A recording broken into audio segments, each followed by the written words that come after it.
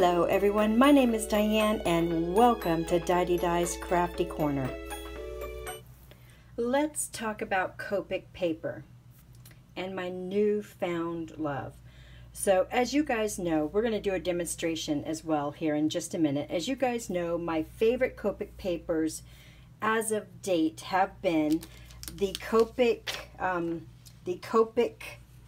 .2 mini pack, which is just a very thin Copic paper, and it comes in A2 size papers pre-cut.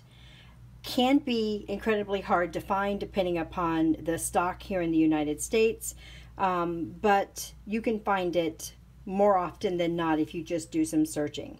Now this is super thin and super easy to either, it's super thin, you know, it's like paper thin, so that's the first thing to keep in mind.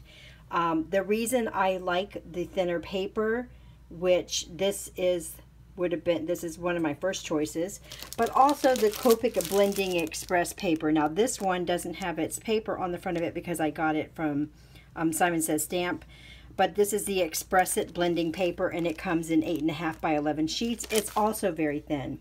Now the reason I like these two, and they're about the same in my book, is because they cut out super fast on my brother's Scan and Cut. That's number one. Number two, they are super thin in fibers, which means that my Copic ink sinks in faster and I use less. That's another reason why so many people don't like it, by the way. I happen to love it. It never bleeds out on me, and I really have loved these two papers. My third choice and my go-to choice when I'm doing a lot of projects all at once, because that paper is very expensive, is my Spectrum Noir alcohol ink paper. And this is 100 pounds, and it is very super smooth, and it's much thicker.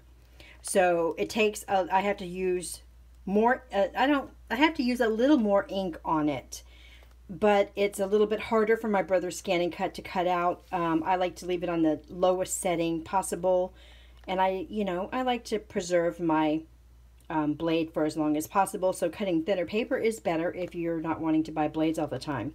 That's just a given.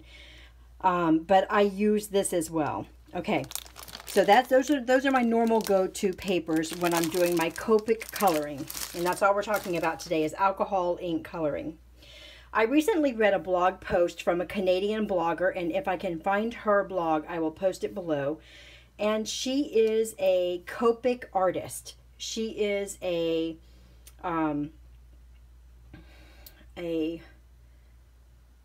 she's an artist, and she was looking for paper that would suit her. She wanted very thin paper that the ink would saturate on, so that the ink would so she could layer it easy and the ink would be saturated faster. And some of the card stocks that she had tried from America, the Nina 80 and the Nina 110, she had the same problems that I have. It bleeds out a little bit. It takes an incredible amount of ink to saturate the paper, and blending is a little bit harder than it is on these thinner papers. So being in Canada, she has a hard time getting some of these papers. She spoke about this paper, stating that you could get it on Amazon. You could find it in your local office supply stores, and that this was her go-to paper for Copic coloring. So this is a color copy digital cover. It's, there's different, paper comes in different weights. So even though this says it's 80 pound, this is very thin weight paper. I've already cut one into some A2 size cardstock so you can see, but it's very thin. And can you see it has a little bit of a sheen on it? That's what makes this brilliant for Copic coloring. So it cuts very fast on my brother's Scan and Cut, and yet it colors beautifully. Now here is the thing. You get 250 sheets of this paper for, I believe, $15, somewhere in there. I do have it listed on my Amazon account right now, on my Amazon list, but it's very inexpensive. And if you go to your local, with that being said, also I have heard, I haven't seen it, but I have heard you can sometimes find this in Walmart as well. So look for it there. I got mine off Amazon. I did go to my local office supply store here. I think it's a Office Depot actually is what it is. They did have it, but it was more money than on Amazon. But even at, even if it were $20 a pack, that is still so much cheaper than the Copic paper. So much cheaper. So, like I said, she recommended this because it is, because she uses so much paper. So she actually orders this by the case. I just ordered one ream. So I've already cut some out. I wanted to show it to you. I will have it linked below. And we're going to go ahead and color an image with it today. So today we're going to be stamping out the Neat and Tangled Friendly Floral set. I'm going to be using the main flower in this set, and we'll be making a card with it. I'm going to be stamping it out with the Extreme Black My Favorite Things ink. This has been my go-to ink for a little while now, and I'll be using the Tim Holtz Tonic Travel Stamp platform, that's a mouthful, to stamp this out, and I am loving the size of this already. I am just loving the size of it. So the colors I'm going to be using today are YG 21, 23, and 25 for the leaves. For the flower, I'm going to be using R14, R12, and R17 for the large flower. And then for the little flowers, I'm going to be using some YRs, which are an orange-red, and YR7, 4, and 9. So I'm just going to jump ahead as we go and talk about what I'm doing so that this isn't such a long video, but I'm basically just feathering in my greens, and then when I'm done feathering in the three colors, I'm going to do a dot. I'm going to put some little dots on it to give it character. I do that on almost all my floral images, and I'll see you when I get to the flower.